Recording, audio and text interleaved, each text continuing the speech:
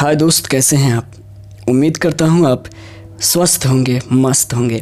आज मैं बीरबल की कहानियों को प्रस्तुत करने जा रहा हूँ। उम्मीद है आप इससे जुड़ेंगे, इसे पसंद करेंगे। बीरबल की कहानियाँ उतनी ही लोकप्रिय हैं जितनी कि तेनालीराम, खोजा, नसरुद्दीन, गोनूझा और गोपाल भांड की। अकबर के दरबार में बीरबल का सर्वोच्च स्थान था और इसके पीछे थी बीरबल की सूझबूझ, हाजिरी जवाबी और उनकी न्याय क्षमता। अपनी तेज बुद्धि से बीरबल जटिल से जटिल समस्या का निदान इस सहजता से खोज निकालते थे कि उनके विरोधी तो विरोधी बादशाह अकबर तक चकित होकर रह जाते थे।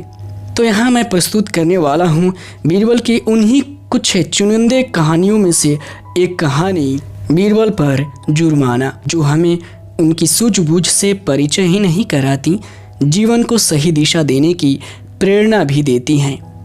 उम्मीद करता हूँ आप लास्ट तक इस कहानी से जुड़े रहेंगे। शुरू करते हैं कहानी बीरबल पर जुर्माना।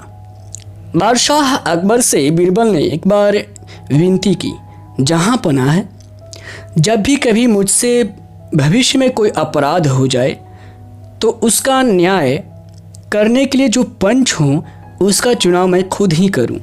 बीरबल की विनती बादशाह ने स्वीकार कर ली और उन्हें वचन भी दे दिया। बादशाह एक बार जो कह देते थे वे उस पर अडिग रहते थे, इसलिए बीरबल बहुत खुश हुए। आखिरकार एक बार बीरबल से गुनाह हो ही गया।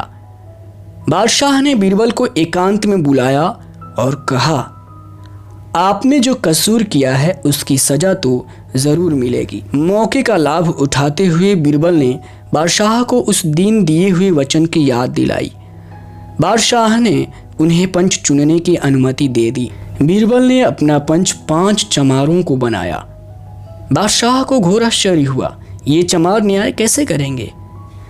पंच बने उन 5 चमारों को बीरबल के अपराध की सारी जानकारी देने के बाद उन्हें न्याय करने का आदेश दिया गया। चमारों को यह सम्मान पाने पर बड़ी खुशी हुई, साथ ही उनमें बदला लेने की भावना भी जाग उठी।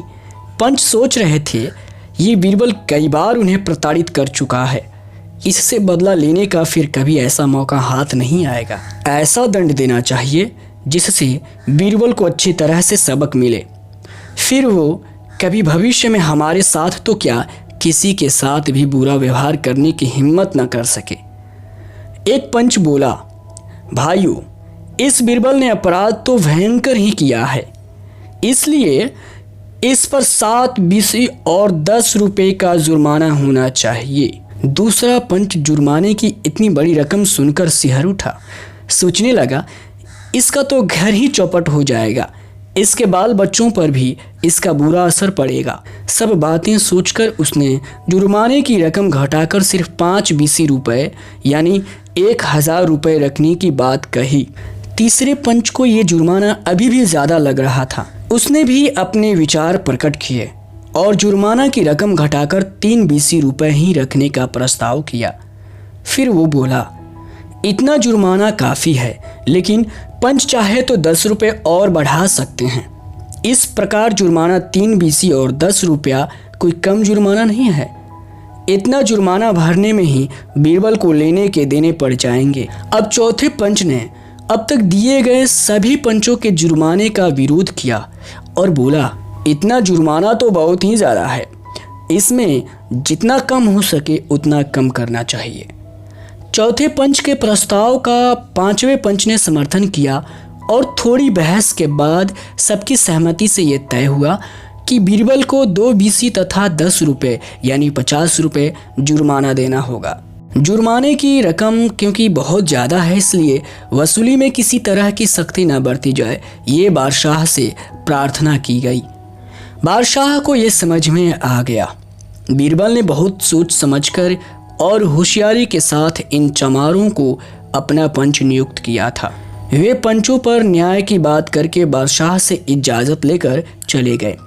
बादशाह की नज़रों में ये 50 रुपये का जुर्माना क्या मायने रखता है, लेकिन चमारों की गरीबी और हालात का ख्याल करके कि साल भर तक कड़ी मेहनत करने के बाद भी जो 30-40 रुपये नहीं बचा पाते, उनकी नज़रों में ये 50 रुपये का जुर्माना बहुत था।